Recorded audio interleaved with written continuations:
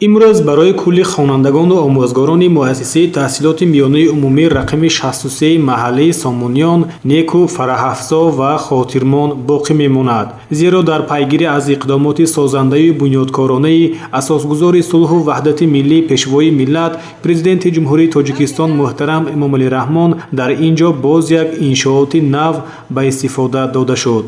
бунёди ошхонаи мактабӣ, ки барои 80 ҷойи нишаст пешбинӣ шудааст, тақвиятбахшандаи иқдомоти созандаи сокинони маҳалла буда, бо ташаббусу маблағгузории Кумитаи падару модарони толибилмон, дастгирии мақомоти иҷроии ҳокимияти давлатии шаҳр ва ҳам саҳмгузории соҳибкорони саховатпешаи маҳалла бо харҷи беш аз 120 000 сомонӣ маблағ сохта шудааст. Дар ҷараёни маросими тантанавӣ, ки бо ширкати намояндагони мақомоти иҷроии ҳокимияти давлатии шаҳр, раёсати маориф, падару модарон ва толибилмону омӯзгорон сурат гирифт. муовини раиси шаҳри Исфара Мадина Бобоиён ҳозирин ва кулли омӯзгорону толибилмони таълимгоҳро бо амалигашти ин иқдоми бунёдкорона ва ҳам бо фарорасии рӯзи забони давлатии Ҷумҳурии Тоҷикистон самимонаю сидқан муборакбод гуфта, ба ҳамаи онҳое, ки дар бунёди ошхонаи мактабӣ саҳм гирифтаанд, изҳори сипос намуд. мавриди зикр аст, ки муассисаи таҳсилоти миёнаи умумӣ рақами 63 яке аз муассисаҳои муваффақи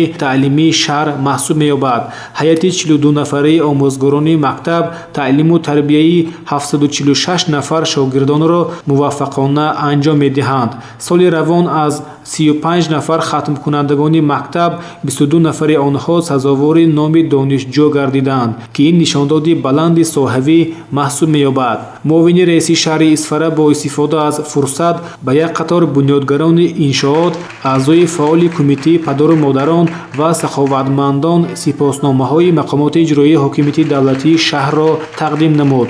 сарвари муассисаи таълимии Рухшонахон Юнусова ва омӯзгорону толибилмони ин боргоҳи маърифат изҳор доштанд, ки ҷавобан ба ғамхориҳои рӯзафзуни роҳбарияти давлату ҳукумат бо фаъолияти назаррас ва таҳсили хубу аъло дар рушди кишвар саҳмгир хоҳанд буд.